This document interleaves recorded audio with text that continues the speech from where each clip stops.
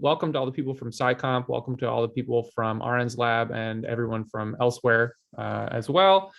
So this is the how-to meeting. We're trying to show practical demonstrations of scientific software tools. We want to focus more on getting you started with simple examples of things, showing in like simple tutorials and things like that, as opposed to, say, a slideshow showing the conceptual information about how something works or theoretical details or validating results or any of those things. We really just want to hopefully you'll walk away from each meeting with feeling like, okay, yeah, I could do that myself, or at least I could start doing that myself. That's the goal. So we're planning a couple of meetings coming up. So I was talking to Rob at the beginning of the meeting about doing a cluster day. That's going to be all about the basics of getting started on the Janelia compute cluster. They have a really great wiki, but it would be great to back that up with some recordings. And I do still get emails from new postdocs in RN's lab and the EasyFish project and other groups I've collaborated with like, hey, how do I just do this on the cluster? How do I build the right project or something? And I'm always sending them links to the wiki. And it's extremely useful, but it would also be extremely useful to just, when somebody starts, watch this video, first thing, watch this video. And then another day that we're planning is Carson is going to come do a full day on CellPose, which I'm really psyched about, to show some Hello World type startup, but also some deeper features, what different parameters will do. And also she encouraged me to ask people when we plan that day to bring their own data. So she'll segment some of your data using CellPose right in the meeting. And then I'd like to follow that on a subsequent meeting with how I use CellPose distributed on the Janelia cluster. So in addition to just showing how we'll segment images, how we can segment really big images, terabyte size images in parallel on the Janelia compute cluster.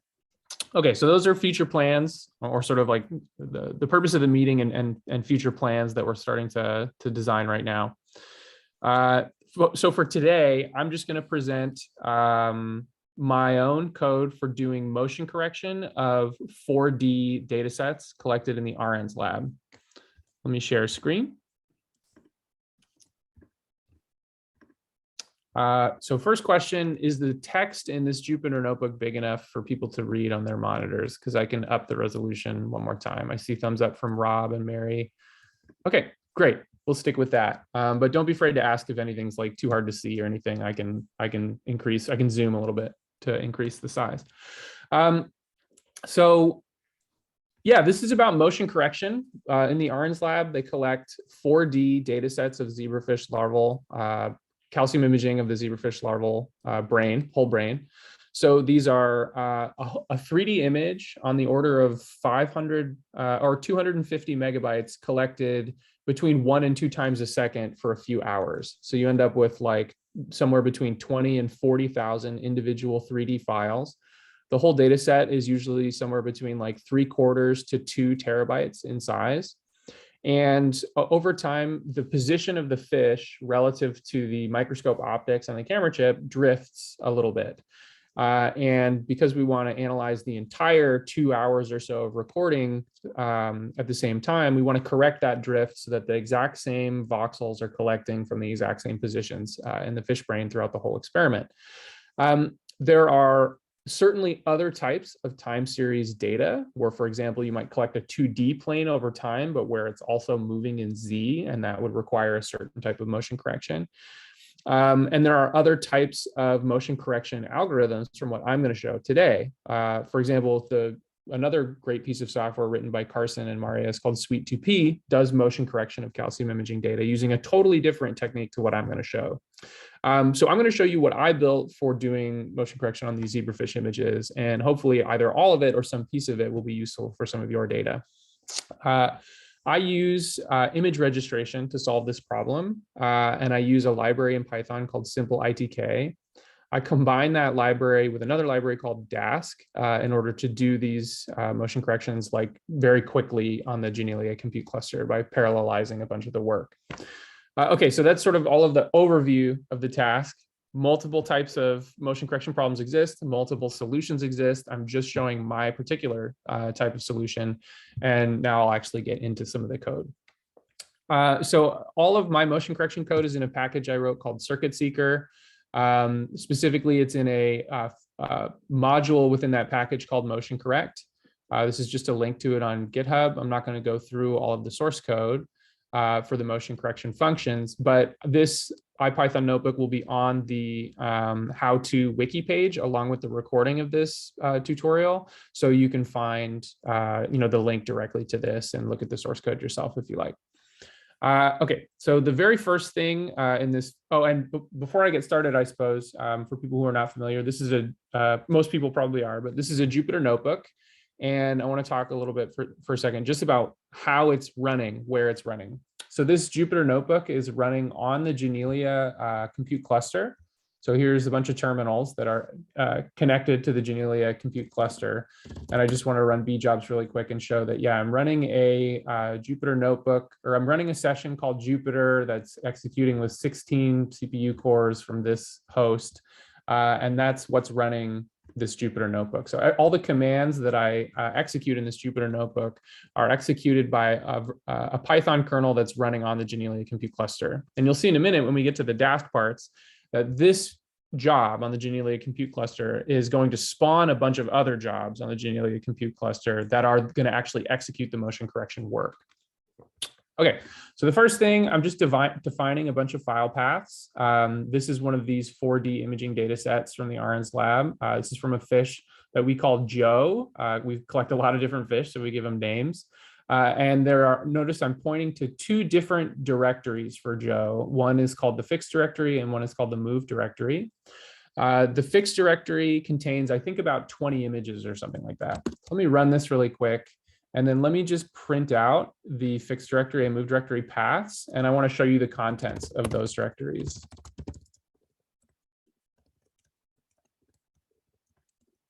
So here's the path to the fixed directory. So what's actually in this directory? So if I list the contents of that directory, I must have moved it. Okay, hang on. RN's lab, Fleishman, Joe, function, anatomy. Oh, I remember. Okay, so I deleted this folder because I've already done the processing on this data. So what's left over instead is this metadata folder. So let me show you what's in there. Okay.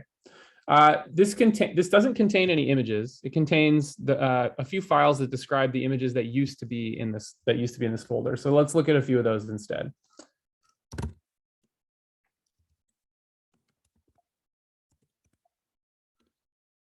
Metadata, stack frequency, I think. Okay.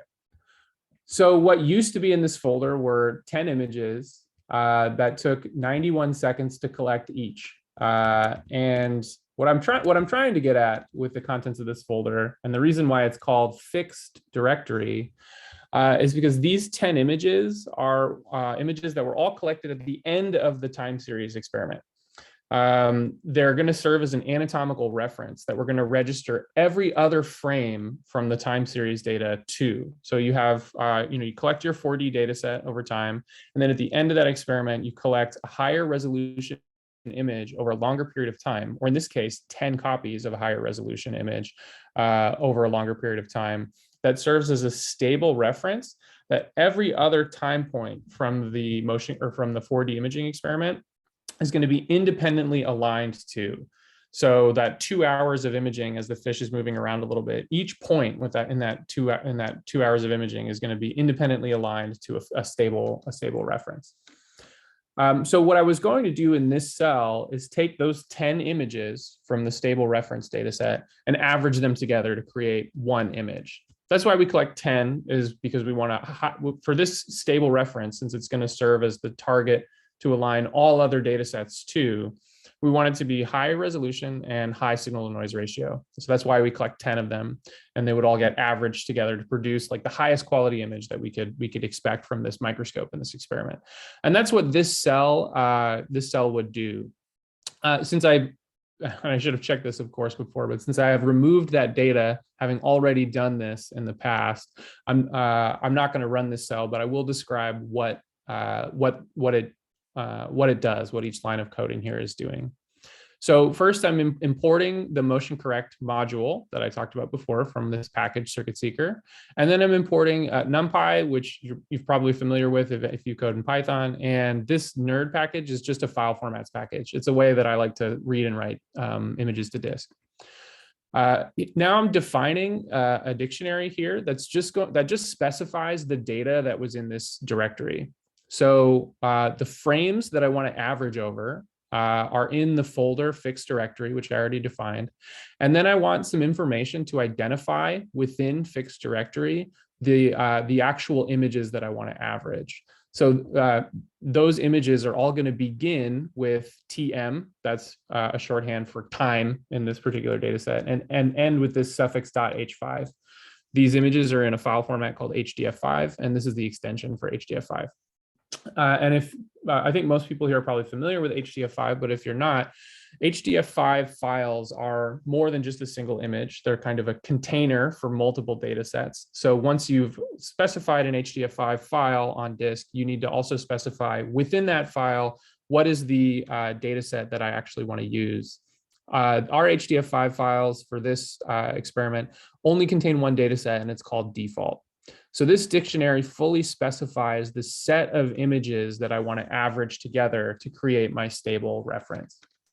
Okay, so I've defined this dictionary to correctly identify all the data on disk that I want. And then this function computes the mean of all of those images. So it's in the motion correct module. It's called distributed image mean. It takes the frames dictionary as the first argument so that the function can locate all the files on disk. And then it takes this second argument called cluster keyword arguments. Let me take a second to describe what that means. This function starts with the word distributed. Anything that I write, at least, whenever a function starts with the word distributed, it means that the function is going to spawn additional workers to execute the job in parallel instead of just doing things one at a time. If you were going to take a set of, say, 10 images and average them, the way to do that in the sort of naive serial way would be to write a for loop and load the first image and store it, then load the second image and add it to the first, load the third, add it to the accumulator, and keep doing that until you've loaded all the data, summed over all of it, and then divide by the number of images you loaded. That would be the mean of all the images on disk. That's totally fine way of doing things, but it'll take a long time if you're loading, 10, 20 images and each one is, 500 megabytes. It might take, 10 or 15 minutes, which is not a big deal. That certainly doesn't matter. But if you need to do this over 100 images or 200 images, it'll take a lot longer. So any function that I write, at least, that starts with the word distributed is going to spawn additional workers, whether that's on the Janelia compute cluster or on your local workstation, that are going to do this work in parallel. So instead of loading the images one at a time, it's going to load all of them on using separate workers, separate threads, or separate CPU cores. And then it's going to add all those things together, having loaded all of them in parallel. So that brings me to this second argument, cluster keyword args. When the workers are spawned by this function to actually do this work, cluster keyword args is going to specify how those workers are constructed. And in this case, they're going to be constructed on the Janelia compute cluster. So the only thing I'm specifying in this cluster keyword arguments is which project the cluster should bill the job to. And in this case, this work was done for the RN's lab. So I'm saying bill the job to the RN's lab. There are lots of default settings here that I'm relying on. There are other things that you can put in cluster keyword arguments, like how many workers do I actually want to spawn? If I'm loading 10 images, maybe 10 is a good number, but if I'm loading 100, maybe 50 workers is good. Let each worker load about 2 images, or maybe 100 workers, just load everything on a separate worker is good. You can specify the size of each worker. I want each worker to be made out of 4 CPU cores, and be allowed to run 2 threads in parallel, or something like that. You can specify all of those things through this cluster keyword arguments parameter. Let me also say really quick, I only see 5 of you guys while I'm in presenter mode like this. So if there's any questions, then feel free to just maybe type them in the chat, because I think I'll get a notification for that. But absolutely feel free to interrupt, especially since I'm not able to show this cell live. If any of it seems like too abstract or needs a better description, just let me know. Okay, so At this point, after this function completes, the word fix would contain the average over all the frames that make up my stable reference. So I really just want to store that output to disk so that I don't have to recompute this. And so that's what this would do, is it uses this nerd module that writes files to disk and saves an image called fix.nerd to disk. I'm transposing that as well because all the computations here are being done in ZYX order. That's the order that the data comes off of the microscope in. So I just do all the computations in ZYX order, which is fine. But if I want to open this image and say Fiji and actually inspect it, then I want it to be stored in XYZ order so that it'll open in a way that looks a little bit more familiar to me. I have Fiji right here. Let me connect to NRS really quick so that I actually can open this fix.nerd image. So I'm connecting. It'll take a second. And then I'm going to uncomment these lines and comment out the rest of this cell that I just described. Okay.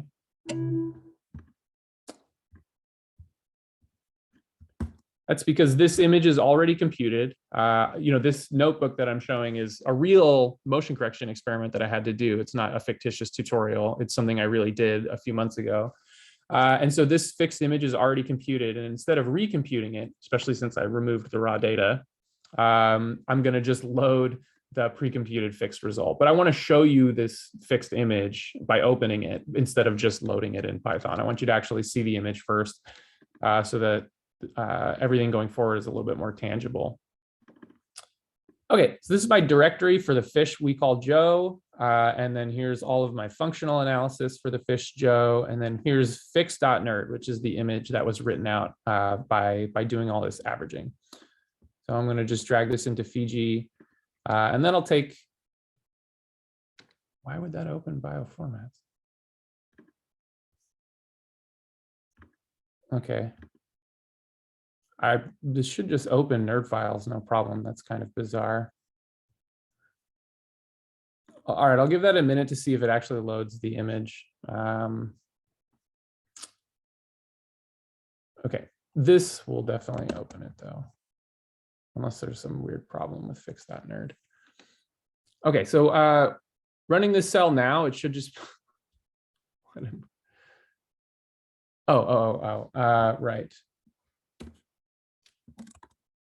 There we go. I'm running this in a different location than when I originally ran it. So instead of loading fix.nerd from the current directory, it needs to be loaded from this directory. This is where the file is located. Okay, so this cell's finished. I should have something in memory now called fix.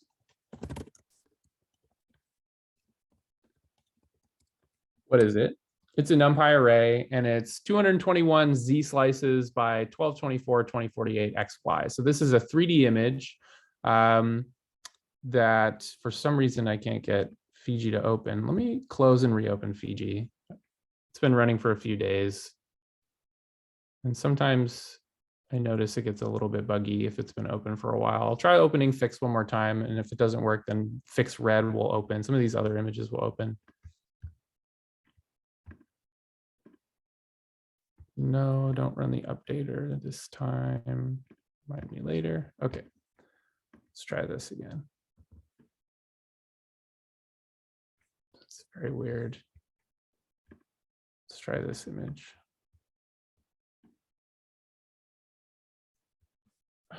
For some reason, Fiji won't open nerd files for me right now. Maybe it updated and the nerd. So let's just do this instead.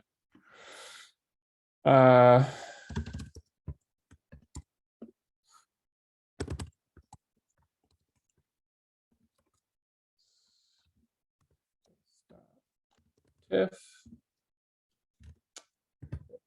I think that is the right syntax, right? Or what am I missing?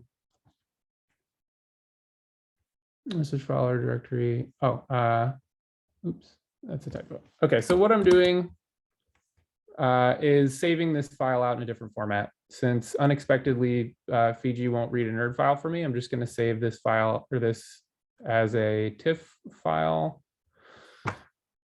And try to open that if Finder will let me drag it into Fiji.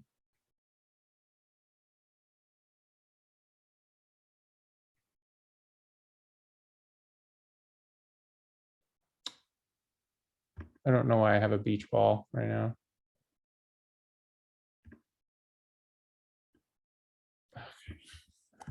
Okay, I promise I will open that image. In the meantime, while my operating system is thinking about dragging this file into Fiji, let me talk about what's in this next cell. So just quick review, because there were a few sidetracks there. We've computed a single frame fixed image. John, did you have a question? I saw a raised hand for like 2 seconds. Oh, I guess it would be probably in the chat because he doesn't have a webcam that's working. Can I view the chat while I'm in presenter mode? I think I can. Oh, I see like 5 things in the chat. Sorry. Okay. You can also try running off nerd for bioformats with plugins, bioformats, plugin config, then go to formats tab and turn off nerd. Or you can try the annoying file import nerd. Oh, okay. Thanks, John. Let me try and open the TIFF file first. And if that doesn't work, then I'll actually click through the menus to get the nerd to open. I don't know if I either corrupted my fix.nerd file somehow, like since I actually created it in November, or if like by updating Fiji, my nerd module in Fiji it somehow got corrupted or changed. But this looks like it's actually opening the TIFF file, so that's fine for now. Okay, so quick review, because I got sidetracked a few times. All I've done is taken a bunch of copies of the same image, multiple acquisitions of the same thing, and average them together to create a single fixed stable reference that I want to register all of the frames from my time series data set to in parallel. The second thing, actual piece of computing that I would do here, now that I have this stable reference, is I want to compute a foreground mask for that stable reference. In a minute, I'm going to actually motion correct. Like that's what I advertised for this meeting, right? That's the thing I actually want to do is motion correct. But after getting my stable reference, before I motion correct, I want a foreground background mask for my stable reference. That's going to be really convenient to have for a couple of reasons. First, since I'm going to be registering like potentially 10,000 different frames to this stable reference, I want each one of those problems to be efficient. And by telling the registration algorithm which parts of the image are foreground and should carefully be registered and which parts are background and can be ignored, will speed up each one of those independent alignment problems and save you time and compute cost.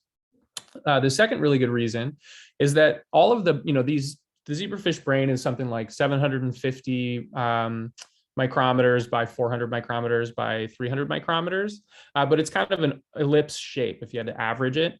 But it's contained within an image that's a big rectangle, right? And so most of that image is actually background, like 60% or something like that of the image is actually background. But in the actual raw image acquisitions, all of those background voxels do contain data, right? They contain noise from the camera, shot noise, thermal noise, background from signal processing algorithm, things like that. And all of that takes up space on disk. So the second reason, besides computational efficiency, for creating this mask of the foreground region of the zebrafish brain is so that after we've done the motion correction and moved all of the frames so that they're now stable and not moving around, we're also going to set all of the background pixels to 0. That way, when we compress all of the images, all of those 0 voxels compress to almost 0 data on disk because they're all a constant value. The compression algorithm is able to say, okay, all of these voxels equal the same thing. I can compress all of that to something very small. So our data set, which in raw form takes up something like 1.5 terabytes on disk, after motion correction will only take up maybe 400 gigabytes, something like that. So it saves a substantial amount of space. Okay, so here's the image that I promised to open, but then screwed up opening a couple of times. I'm glad we eventually got there. This is a zebrafish brain. We are looking at, I guess this would be maybe an axial view if you compared it to like human anatomical directions, but we're going from the top of the brain, dorsally down ventrally through the brain.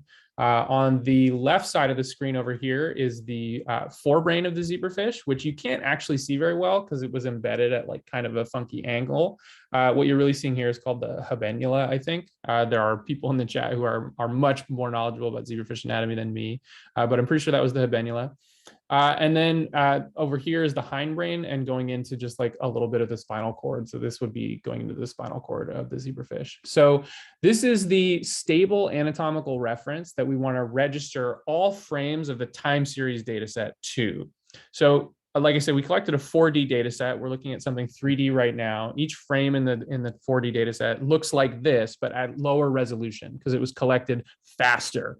This data was collected at the end of the experiment where the focus was on spatial resolution, whereas the functional data, the time series, the focus was on compromised between spatial resolution and temporal resolution, because you need to be able to image quickly so that you actually detect the functional processes that are occurring in the fish brain at a fast enough time scale.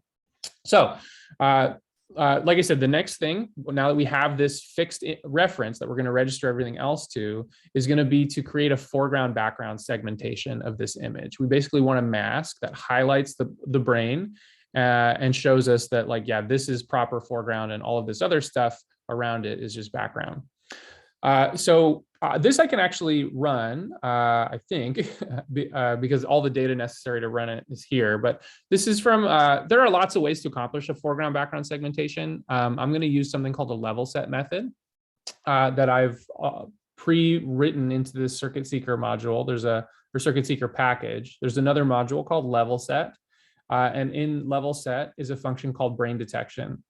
And so I'm going to be using that function to compute this foreground background segmentation. I'm importing a couple of additional things that I'm going to use to post-process the foreground segmentation to clean it up a little bit as well. So I'm going to use these binary dilation and binary closing operators. These will take the foreground segmentation that I get from brain detection, and they're going to clean up the edges. They're going to make it look smoother, and they're going to fill in any holes if there happen to be any in the mask, so that it ends up just being like one solid continuous object segmenting foreground from background. I'm also importing zoom. Zoom is a function that changes the resolution of a voxel grid. So it can make it much bigger or much smaller by resampling the data. And we're going to use it to make a smaller copy of the fixed image. I'm zooming the fixed image, and it should be only half as many voxels in Z and a quarter as many voxels in XY.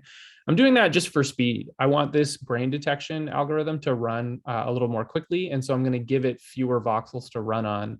And since we're detecting a really big object, something coarse, it can be done at low resolution. I don't need like single cell resolution in my data to detect the shape of the full brain. Okay. Notice also I'm keeping track of how big in micrometers each voxel is in the data. That's stored in this variable called fixed spacing, which I set manually up here. I'm sorry to go back, but I set the fixed spacing manually up here. This is something you should always know about your data. If you're collecting 2D or 3D images on a microscope, then somewhere in the microscope metadata should be information about how big in micrometers each voxel is. And it's something that for segmentation and registration algorithms is usually really important to know. So having resampled the data, I need to keep track of how that changes my voxel spacing.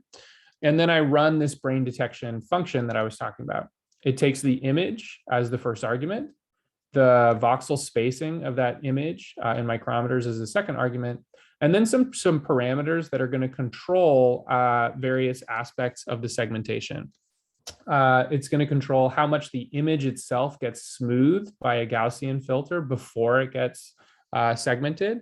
And I'm providing 3 different values for smoothing sigmas here. And that's because this segmentation is going to happen at multiple scale levels. It's going to happen on a really downsampled version of the image, and then it's going to get refined at a higher resolution image, and then refined at finally a third higher resolution. And at each one of those resolutions, I want to smooth the image to a different amount. And then this lambda parameter this is kind of like if you were doing foreground segmentation just using a threshold, which is a common thing to do. You just say every voxel that's above 100 is part of foreground and everything that's below 100 is background. This value is kind of like that. The larger this value is, the bigger the mask is going to be, and the smaller this value is, the smaller the mask is going to be. But it's not a simple intensity threshold. This controls more like a contrast value.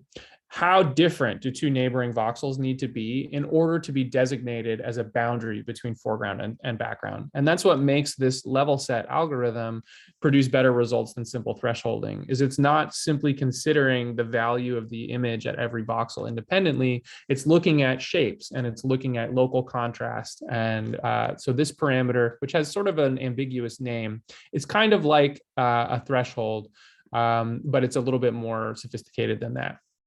And then finally, mask smoothing is going to control how rough the edges of the mask we produce are allowed to be. The larger this number is, the more the mask we produce is going to look like an ellipse or a circle. But all of these things are documented in Circuit Seeker. So there's also other parameters you can give to the brain detection algorithm, which usually are not necessary. In fact, when I run this, I'm pretty much only ever changing lambda 2. Smooth sigmas and mask smoothings are pretty much always left the same. And I'll run it and then I'll check the result and I'll say it's too big, so then I'll make lambda 2 smaller, or it's too small and I'll make lambda 2 bigger. And I'll run it 3 or 4 times until I get a mask that I'm really happy with. Okay, I'm actually should have done this already, but I'm going to run this cell and then I'll talk about these other lines of code. And then I'll show you the output from this that we get. So remember, the input image here is fixed small, not the regular fixed image. We've resampled the image to be smaller, so the algorithm will run faster, which means the mask we get is going to be smaller. We want to restore it to the original size. So I'm simply resuming the fixed mask back up to full size here. And the factor by which I'm changing the mask is the ratio of the shape we want to the ratio of the shape we currently have. So this is going to be, what this will actually end up equaling is 2, 4, 4. I happen to know that that's the case, but this little bit of code right here is just saying, hey, how many voxels do we actually want the thing to have divided by the number of voxels that we currently have? And that determines how the upsampling factor that you want to use, 2, 3, 3.5, whatever. And then these 2 lines I mentioned already, binary closing and binary dilation, are just going to clean the mask up a little bit. They're going to smooth the edges. They're going to fill some holes. So this cell is sort of a poor man's or poor person's segmentation algorithm. It's not like a sophisticated machine learning segmentation method or anything like that. It's just a step up from thresholding or like very simple segmentation algorithms, but a big step down from, say, a deep learning based segmentation method or something really sophisticated like that. That's because it's an easy segmentation problem. We're not looking for complicated structures that are densely packed or anything like that. We're looking for a big blob that's pretty obvious to see by eye. And so a pretty simple and fast algorithm that requires no training data, for example, is a good enough solution for us. Okay, so I have this object stored, fixedmask.nerd. Let me load it and then resave it as a TIFF. I know that there's better ways to open nerd files, even if the way I usually do it's not working right now. But since it's just worked for the other image, I'm going to open this image in Python and then resave it as a TIFF.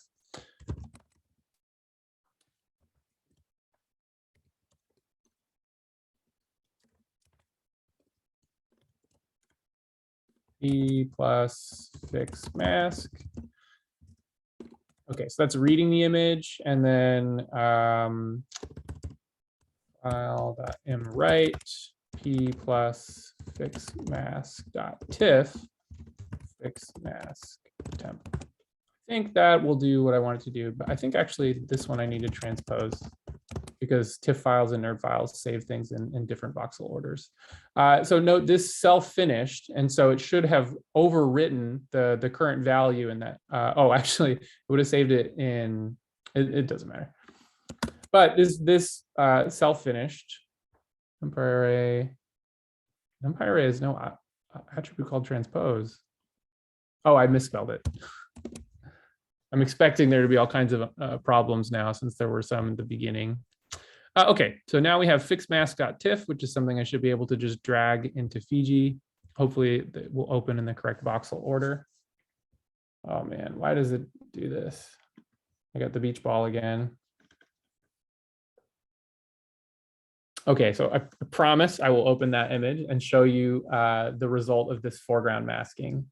At this point, having constructed the mask, I'm going to do what I did in the previous cell. I'm going to comment out all of this stuff and uncomment this stuff, which just means I've already computed the mask. Just load the already computed result instead of recomputing it.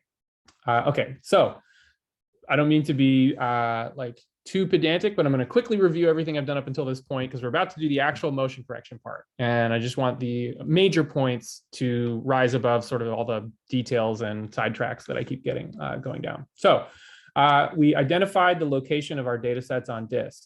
For this particular data set, I needed to create a single stable reference by averaging multiple acquisitions of our high resolution anatomical image. I did that using a parallelized distributed algorithm to make things a little bit faster. That's this image we're looking at here. This is our single stable reference that we're going to align all frames of the motion correction or of the 4D data set to in parallel. The next thing I did was computed a foreground segmentation of my fixed reference, which is going to be super handy for two major reasons: to speed up the motion correction algorithm and to reduce the total size of the motion corrected data set by zeroing background and creating more efficient compression. So hopefully I won't get the beach ball this time and I'll actually be able to open the mask. Great. This should open quickly because it's oh, well, it's not a smaller file because TIFF files don't compress by default. So it's still half of a gigabyte, but it'll open in a second. And I'll show you that this mask, it's not a perfect mask, but it's, you know, a foreground segmentation. Okay, let me change the color map so that it shows the value 1. All right, this is our foreground mask. Now let me duplicate the stable reference and put the mask on top of it so that we can see how the mask actually shapes up on top of, oh, and there's one more thing I'll need to do actually, which is convert the mask to a 16-bit data type. The data is 16-bit, the mask is 8-bit, or that's how it opens in Fiji. And in order to put the two things on top of each other, I just need to convert the mask to 16-bit so that they can actually be superimposed. Let me put the mask in red and the duplicate of the fixed image in gray and take a look. Okay, so the idea with this mask is just that anything that's relevant that you functionally imaged should be contained inside the mask. And that we've achieved that mostly in this case. So like we really even want to get these things that are kind of sticking off the side of the brain. These are cranial nerves. There are some people in the lab who are interested in like what types of signals are coming in and out along these cranial nerves. One thing that we did get in the foreground mask that we probably don't need and would be nice to get rid of, but it's not super important, is this is retina. So like this is where the fish's eyeball is. And this shiny part right here, I think is autofluorescence coming off the retina, or it might be GCamp expression in some retinal neurons too. I'm not actually sure what the genetics or physiology are there, but it'd be great if we could eliminate that because we're not going to analyze any of the functional data in the retina, but it's fine for it to actually be there too. So again, the purpose of this mask is to ignore as much of the background as we can get away with ignoring. And this is going to serve that purpose pretty well. Okay. Now we can actually get to the interesting part, which is motion correction. Okay. So here's the motion correction cell. It looks, I guess, kind of long, but I'm actually only calling one function in this whole cell, and everything else is setting up to call this single function. So I'm importing the motion correct module from Circuit Seeker, which I've already done, but I'm doing it again here just to be thorough, I guess, in case you ever ran this cell without running the other cells or something. We define a dictionary like we did before called frames, but this time it's pointing to the data in the move directory. This data I think should still be in the folder. I don't think I've deleted it. Let me check. Anatomy, delta F over F, motion correction. Okay, so it's this folder right here, open loop. I'm not sure if I still have all of the original frames in here. I don't. Wish I had remembered that before I planned on using this data set for this tutorial. But so this move directory should be full of a bunch of frames of time series data. So I think, let me check a different fish. Maybe I have another fish that I can switch to running on really quick. I really do want to actually run it for you. Maybe Bobby has functional data still. Once I've succeeded in doing the motion correction, expanded, no, Bobby doesn't have any functional data yet. Miles. So like, here's the folder where I've done my functional data analysis. I have this motion corrected.zar file. Once I've actually succeeded in motion correcting the data, I delete the non-motion corrected data. It's not completely deleted, it's stored somewhere else, but I don't want a redundant copy of a 1.5 terabyte object on the file system. So I wish I had remembered that before doing this motion correction tutorial, but maybe I have, where would I actually have some functional data? Mondrian? Maybe in here, motion corrected, anatomy green, anatomy red, see all metadata, some dash worker files. No, maybe I have some stuff in the anatomy files though. I can pretend like that's, yeah, okay. I can pretend like this is functional data and motion correct that. Not great though.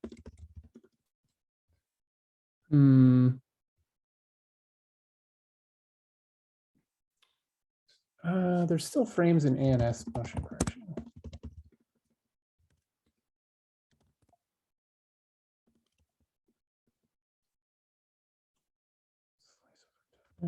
Where?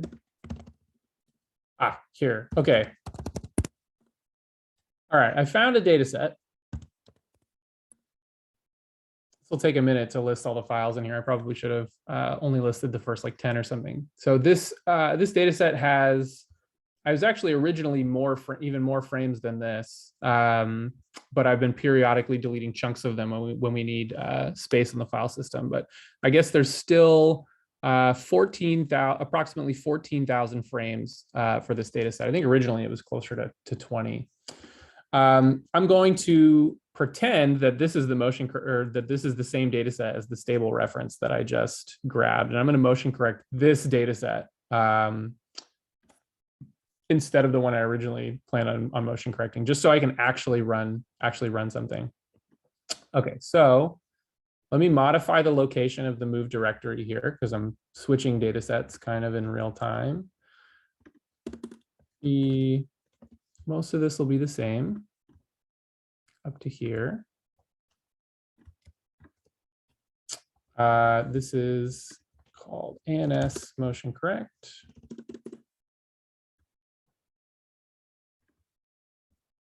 And then it's in this drift throneless.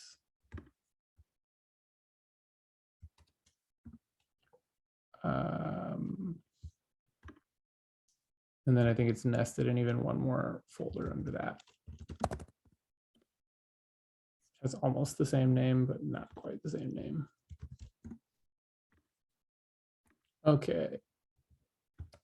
Not quite as seamless as I would have liked it to be, but, and actually, let's put that one down here. But we are going to actually motion correct a data set. All right, rerun this so now that move directory now points to this other data set that I'm glad I still have on here. I guess I'll go back to the Joe directory, even though I'm not actually motion correcting Joe anymore. Okay, so I showed you the contents of this folder. There were tons of files, tons of HDF5 files, like about 14,000 HDF5 files. Now, move directory points to the directory containing all those HDF5 files. All of them begin with TM and end with H5 and contain a data set called default. And so this frames dictionary is going to specify all of the frames of the data set that I want to actually motion correct.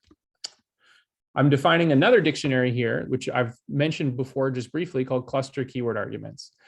This motion correction function is going to do a bunch of work in parallel on the Janelia compute cluster. And so I need to specify how that parallel work is actually going to be executed. I want to use, so again, I need to bill it to somebody. And this was a project for the RN's lab. So that's who it's going to get billed to. And then I'm going to specify how many workers I actually want to spawn on the Janelia compute cluster. Here, the term worker is kind of an abstract concept. Worker means, some compute resources. And what those compute resources are made out of is up to you. On the Janelia compute cluster, a worker means a B sub job that's going to be set up to receive some tasks that are part of the motion correction algorithm. That B sub job, just like any other B sub job, if you've worked on the Janelia compute cluster before, needs to be told like how many CPU cores it contains.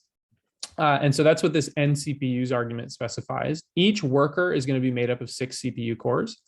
And then threads says this algorithm itself, the motion correct algorithm, how many parallel jobs am I allowing each worker to receive at a time? And it's going to be 5. For this case, I like choosing something that's 1 less than the number of CPUs I've given the job. And that's just the memory trade-off. So on our cluster, you know that for each CPU, your job gets about 15 gigabytes of RAM. So having 6 CPUs, each worker here is going to have, 90 gigabytes of RAM.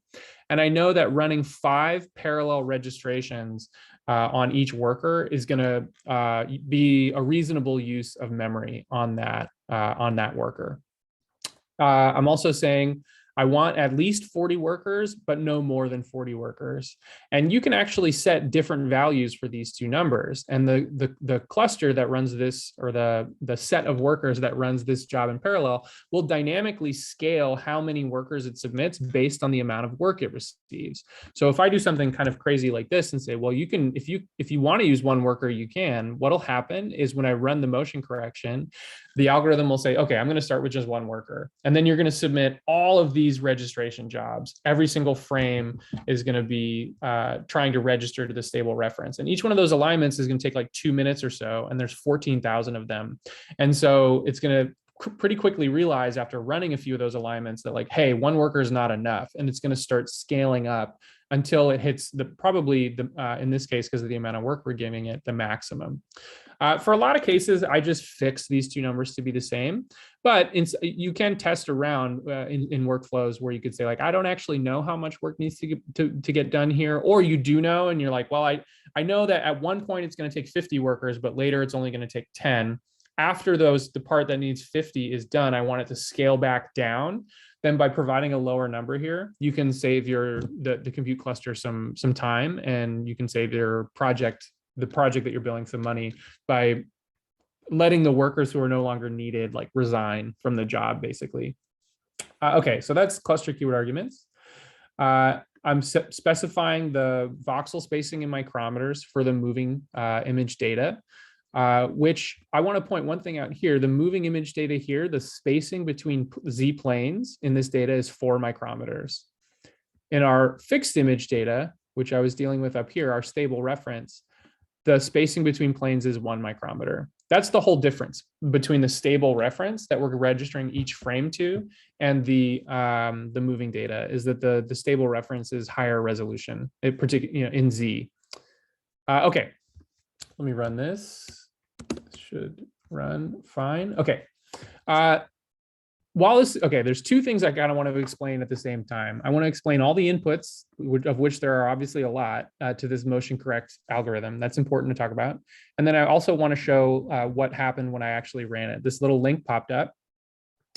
And this link is to something called the Dask dashboard. A lot of people, if anyone's seen any presentation I've given in the last like 3 months, they've seen this Dask dashboard before because I use this tool a lot. This is going to show how the motion correction is running on the Janelia compute cluster. All of the separate components that are running in parallel, all of the hardware that it's running on. So the first thing to look at here, say, is workers. So this is showing all of the workers that were spawned on the Janelia compute cluster, of which there should be 40 of them. And you'll see that each one, since each one's made up of 6 CPU cores, each one is using something close to 1200%, which means each CPU core it has two threads running on it at all times, which is what we want. We want to max out the use of the resources, that we've requested. And then back here under status, it's showing what are all the things we need to compute? Well, we're computing 1,400 instances of something called wrapped affine align. Affine align is the function that's being run in parallel on each frame, actually every 10th frame of our time series data set, to align that frame to the stable reference that we computed earlier. Okay, so this is all running right now. Let me explain what are all these inputs here, and what is this algorithm actually doing? So it takes the stable reference that we computed earlier, the fixed image, and it takes this frames dictionary, which specifies the location on disk of all of the frames from the time series data that we want to align to the stable reference. It takes the spacing in micrometers of the fixed image and the spacing in micrometers of the moving image. Those are the only 4 required inputs. So you could actually just delete all the rest of this stuff and it would still run, but you would probably get a weird result because you do need to customize this algorithm to some degree to your own data. But again, those are the only 4 required inputs: fixed image, the location of the frames data on disk, and then the spacings in micrometers of those 2 things. We went to the trouble of computing a mask for the fixed image. Recall that's this thing right here. The algorithm gets that mask and it's going to use it to speed things up. Okay, so now the rest of this stuff is all brand new and I'll explain them one at a time. Time stride allows you to say, instead of aligning every single frame from my time series data, I only want to align every nth frame.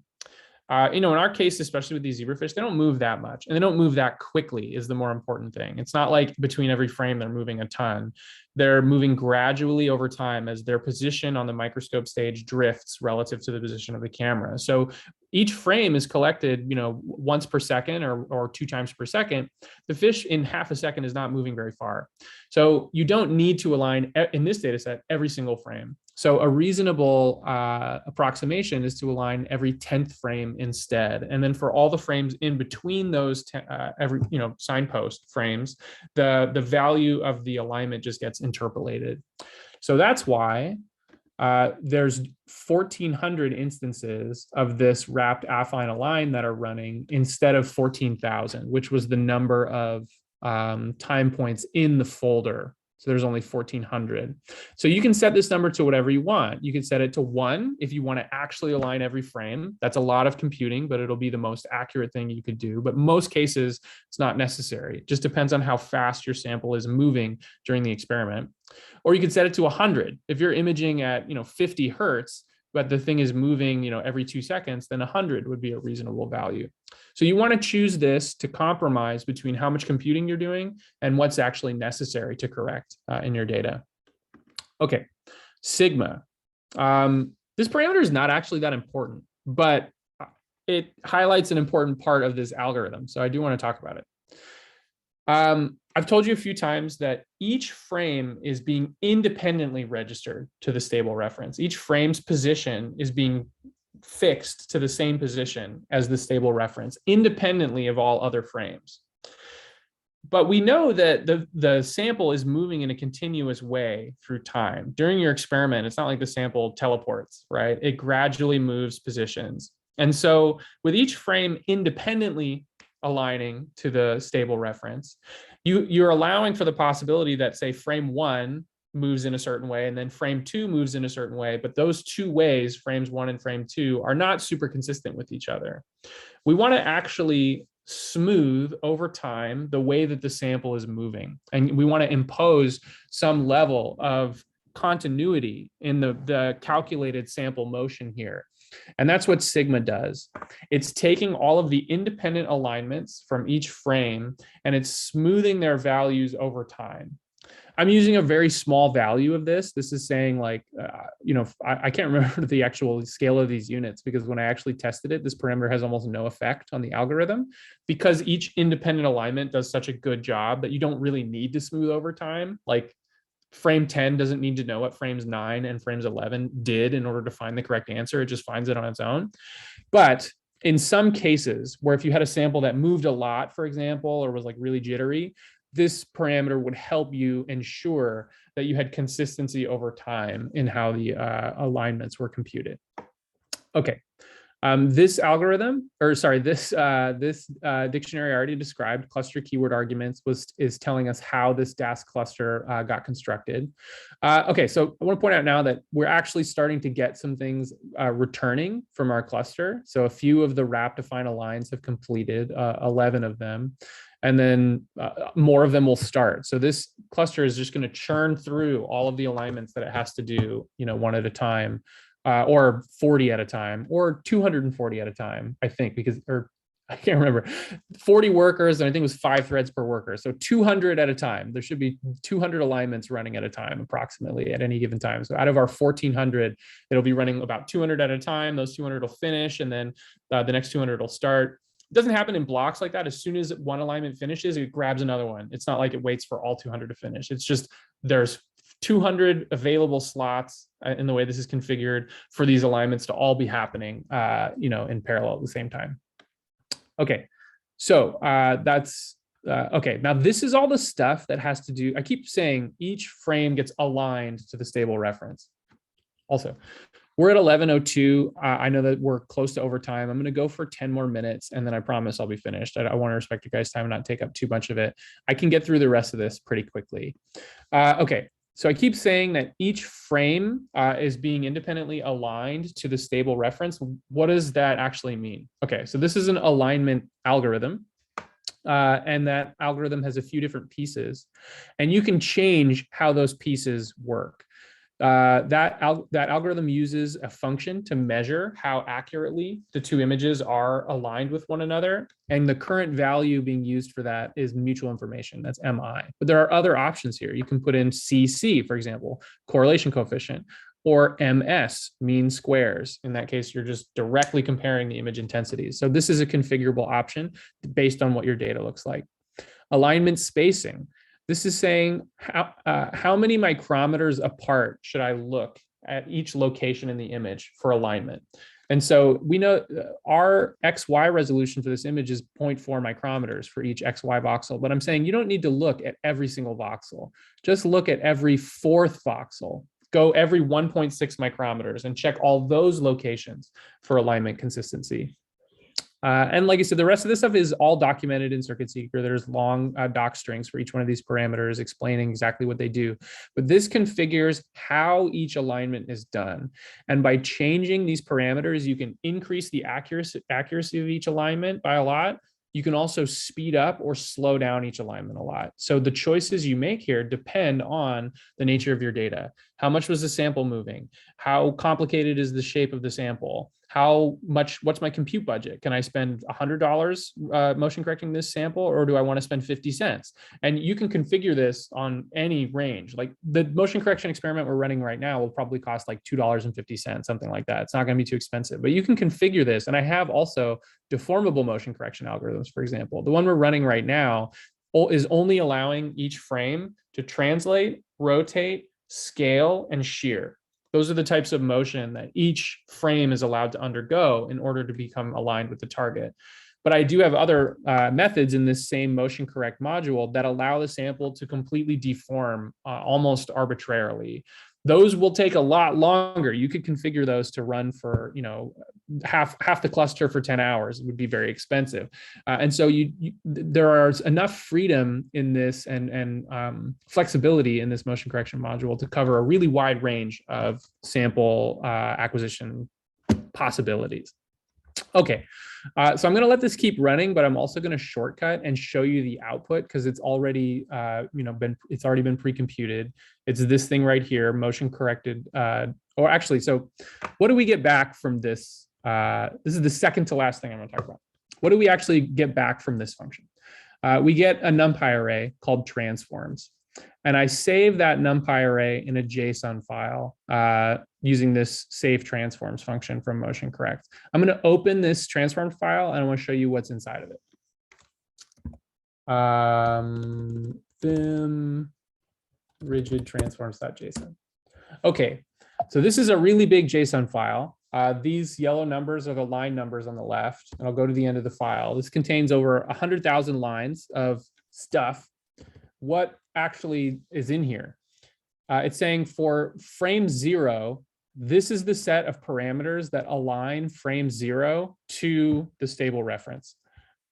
For frame 1, this is the set of parameters that align frame 1 to the stable reference. For each one of these frames, there's going to be 16 numbers that are stored. John might be cringing. I really only need to save 12 numbers because these are going to be identical for every single frame. This is kind of redundant, but it's just text after all. So it's really only kilobytes, this extra stuff. But these 12 numbers uniquely specify how that frame needs to move in order to be matched to the stable reference. And you have one of these for every single frame in the data set. Okay, so that's what the motion correction function actually returns. It only returns the transforms. It hasn't actually done anything to your data set yet. You have to do that yourself. Okay, also because of course you should be curious about why I got all this like nasty looking red text. Dask, the underlying library, which is handling the distributed part, creating all these workers on the cluster and then submitting all the work to the cluster, relies on a lot of libraries. There's like, tens of thousands of lines of code in Dask. Some of those libraries sometimes spit out errors and warnings. They do not affect the validity of the computation. Notice this thing is still running.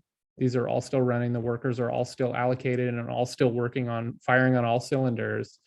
But I have not dug into Dask deeply enough to understand exactly what these communication errors are. So like, what Dask is doing is it's creating all these workers on the cluster. Those workers are all communicating with each other and communicating with the job that's running the IPython notebook.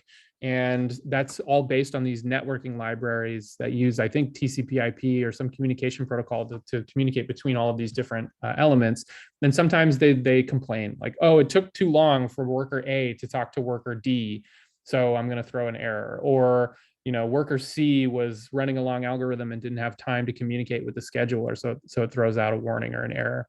And getting these things exactly configured so you don't get any of this nasty looking output, I have yet to discover exactly how to do that yet. But I repeat, the output we get from this is not at all impacted by these communication related Dask errors or warnings. Okay, so last thing, like I said, this function only returns the transforms. It doesn't do anything to your actual data. It saves those. I've then saved those transforms to disk. That's the most important part. Record the values of the transforms, and that way you don't have to recompute them later. Now we want to actually apply those transforms to the data set so that we have a copy of our time series data that's actually motion corrected, that's stable. And that is computed with another function called resample frames. So the motion correct module, that's another thing from in this motion correct module. And so first I say, I want a location on disk where I can store all the resampled data. Remember, in even compressed HDF5 form, this data set's like 1.5 terabytes. Our compressed motion corrected output's gonna be a lot smaller because we're masking the data and zeroing all the background, but it's still gonna take up, say, 400 gigabytes or so. And so where do we wanna store that stuff on disk? This is where it's gonna be stored. Note the file extension .zar. That's the format that I'm going to be writing out this this resampled data in. ZAR and N5 are really good formats for large 3D and 4D data sets. You have to be knowledgeable about how to use them so that you don't create too many small chunks or too few big chunks. But they're really good formats for working with large 3D and 4D data sets. Again, we're specifying a cluster keyword arguments dictionary because this function is also going to run in parallel on the Janelia or on the compute cluster. And it takes the inputs you would expect. It takes frames, which is the same dictionary from up here, the one that specifies the location of all of the moving image frames on disk. It takes the spacing of those frames in micrometers. It takes the transforms that were computed in the previous step. This is the information that's needed to move each of the time series, each of the frames from the time series to match the stable reference. It takes the write path, which we specified up here. Where is it going to store all of the motion corrected data on disk? Those are the only 4 required inputs. Now here's the optional inputs. It takes the mask that we computed earlier. That's the important part for achieving that much better compression ratio and reducing the total size of your data set. And just like the motion correction algorithm itself, it takes a time stride. You don't have to resample every single frame from your data set. If you think that every third frame is enough to understand the phenomenon you're studying, you only resample every third frame. Typically for us, I resample every single frame. So this is a 1. And then it takes the cluster keyword arguments to specify how the job's can actually be submitted to the cluster. This I'm not going to run because this one is still executing, but I will show you the output from the motion corrected data like this: time stride, slice 27, time stride 10, motion corrected. That's what I want to open, and that will be the last thing that I do. So we are nearly finished, and I apologize for going over time. I think I'll need a new notebook to do this really quick, because this one is still running and I don't want to stop it. I do want it to actually finish. And this is in this directory.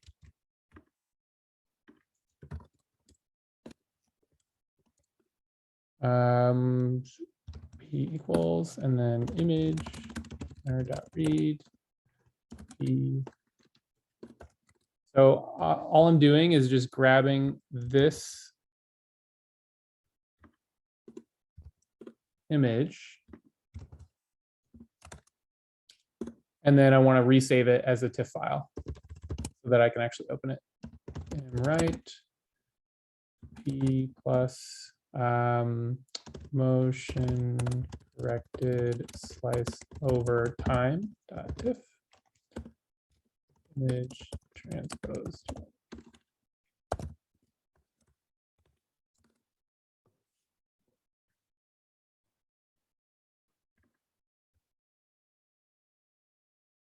So I described before, our data set is stored as it comes off the microscope as each time point is a 3D image. What I'm writing out here is a single plane from the data set. So no longer 3D spatially, 2D spatially, but over time.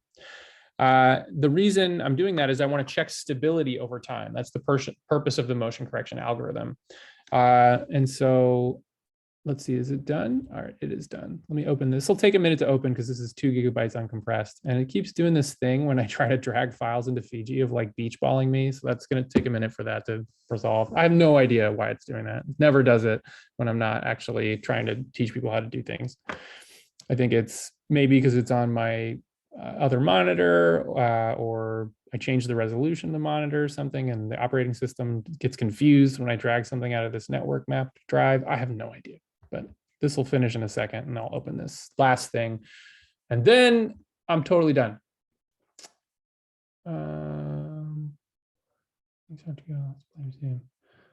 Yeah. Okay, the beach looks like the beach balling is done. So now hopefully I can get this to open. All right, Oh, that's opening a lot faster than I thought. That's great. I guess the network card is good at least. So while that's opening and while this motion correction is actually running, does anyone have any questions about anything?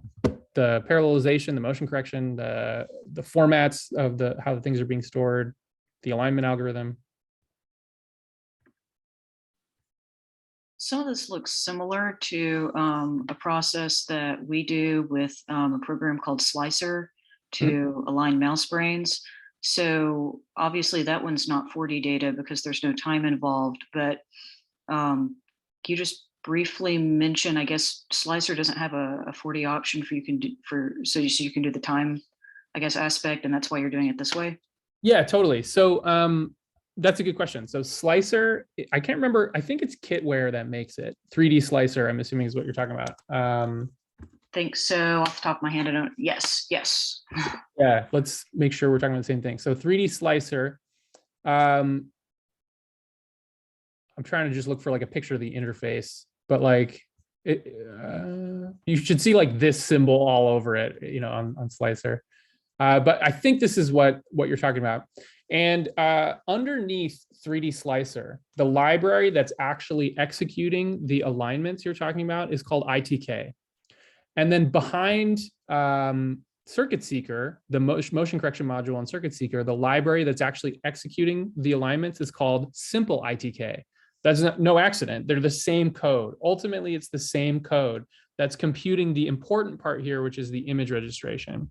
So those two different products, Slicer and my motion correction and Circuit Seeker, are using the same compiled C++ code at the end of the day to do the alignment. I've just organized how that code's being used to accommodate these large 4D data sets and distribute it on a compute cluster in a convenient way. Whereas 3D Slicer was originally mostly being used for like MRI data sets or CT data sets and stuff like that. We were loading like two, medium, by our standards, small 3D images, like by MRI standards, huge at like 512 by 512 by 256. And then doing an alignment like right in the user interface. But ultimately, when you click in 3D Slicer, like register, the code that's running to compute, to deform one image or move one image so that it matches the other is actually the same as what's running, as what I'm using here. They're both based on the same underlying library. Cool, thanks. Yeah, and so the broader question there is about image registration. And so I said this is a tutorial about motion correction.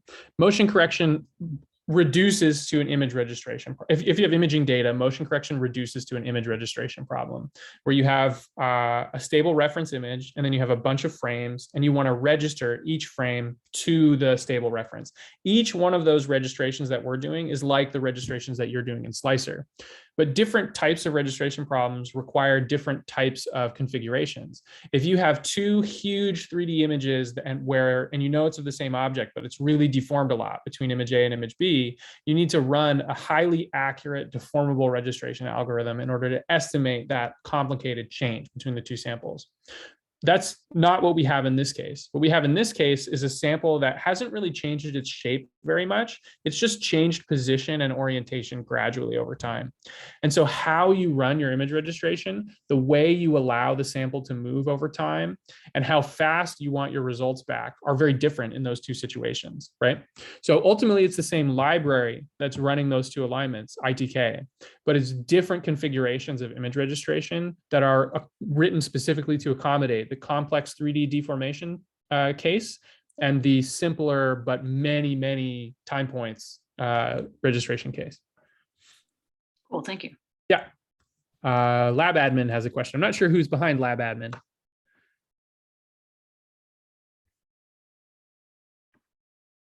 I'm happy to answer it though, but oh, it's true. My microphone isn't working. How would the motion correction you showed, let's see. This is true. How would the motion correction you showed handle data where the full brain is not visible in all frames? And also how it handled data at lower resolution, not single cell. The second part of that question is real easy to answer, Drew. The single cell is totally unnecessary for motion correcting whole zebrafish brain. The features that the algorithm is using to do the motion correction are big things, like the shape of the brain, the boundary between brain regions. The single cell part, totally unnecessary. So for motion correcting, The data you were showing in lab meeting last week, the week before, where like you don't have single cell, but you have whole brain shape, totally fine, not a problem. The first question about how would motion correction handle partial imaging in each frame, it depends on how much things have changed. Let's say your stable reference has whole brain, and then each frame has 80% of the brain. Probably fine, because like I said, it's using large features to do the alignment. As long as the whole hindbrain is there, the algorithm is going to go, well, I can put these two hindbrain things on top of each other, and maybe there's a chunk missing. But as long as the things you can align are sort of more than 50% of the image foreground, then you're good. So partial imaging is not a major problem. You might need to reconfigure some of the accuracy settings in the motion correction algorithm to give the algorithm a hint that like, oh, I have partial imaging here, so you want to use a slightly different image matching metric or something like that. But it's not going to prevent you from actually successfully running the thing. Okay, so this is the last thing that I wanted to open. This is the motion corrected time series data, a single plane over time.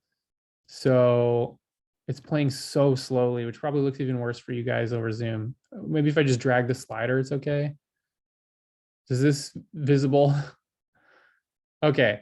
So what I should really do to convince you that we've actually done some relevant motion correction is put this on top of the same data before motion correction and show that that data is drifting and this data isn't. But we're 20 minutes over, so I'm just not going to open those images, especially if I try to, it's going to beach ball me and then take forever. But there is a final result here, which is this, that we have the sample mostly stable. I will, you may be noticing yourself, there's some wiggle in certain places. Like if I do this, here you see a little bit of wiggling.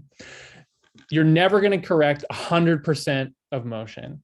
So you can, if I wanted to, if I was like, this is too much motion for the analysis for me, this little wiggle here, you can do a lot of things. You can increase the accuracy parameters of the algorithm. Say, I'm willing to spend 20% more time / money in compute cluster budget in order to get rid of that little wiggle. You can totally do that. You can also change the algorithm. It might be that this wiggle can't be fixed with translation, rotation, scaling, and shearing alone. You might need to actually deform the shape of the sample a little bit and move up to a deformable motion correction algorithm. Those options all exist. It's all a matter of deciding how much time and money can I spend and what do I need for the next step of my analysis. And in this case, that wiggle is much smaller than half the size of a single cell. And so when you average, say, over a couple of frames, you're still averaging voxels from the same cell. So for us, the burden of motion correction accuracy here is probably on the order of like 6 micrometers or 3 micrometers, which is half the size of a nucleus in the zebrafish brain here. We can accommodate wiggles smaller than 3 micrometers. Anything bigger than that, we need to actually fix. But I would say that the wiggle we have here is probably 1.5 micrometers or less, 4 voxels or less. Okay, and with that, I'm completely finished. And I'm sorry for going over. I always get annoyed when people go over too long. But that's what I got. Cool, that was awesome. Thank you very much. Super welcome. And the recording of this will be on the wiki for the how-to interest group, and so will the notebook that I was running everything from, which will give you a head start if you're going to try running any of this stuff. And feel free to send me an email if you're going to try running any of this stuff on time series data, or even if you just load Circuit Seeker, to your question, Mary, also about image registration, contains more than just motion correction. There are modules for spatial alignment as well. So if I just go to Circuit Seeker Align, there's like 12 or 13 different registration algorithm functions in here for doing not many small alignments over time, doing like one big alignment in space. So this package does cover a really wide range of ways of doing alignment, particularly around simple ITK and Dask. Those are the main ingredients in the Circuit Seeker alignments, are simple ITK and Dask. Doing alignments that would ordinarily take weeks to finish in 30 minutes because you've parallelized it with Dask is sort of the real goal of this package. All right, thanks so much everybody for coming and for sticking around for so long, and hope to see many of you guys soon in other meetings and talk to everybody later. Thanks a lot.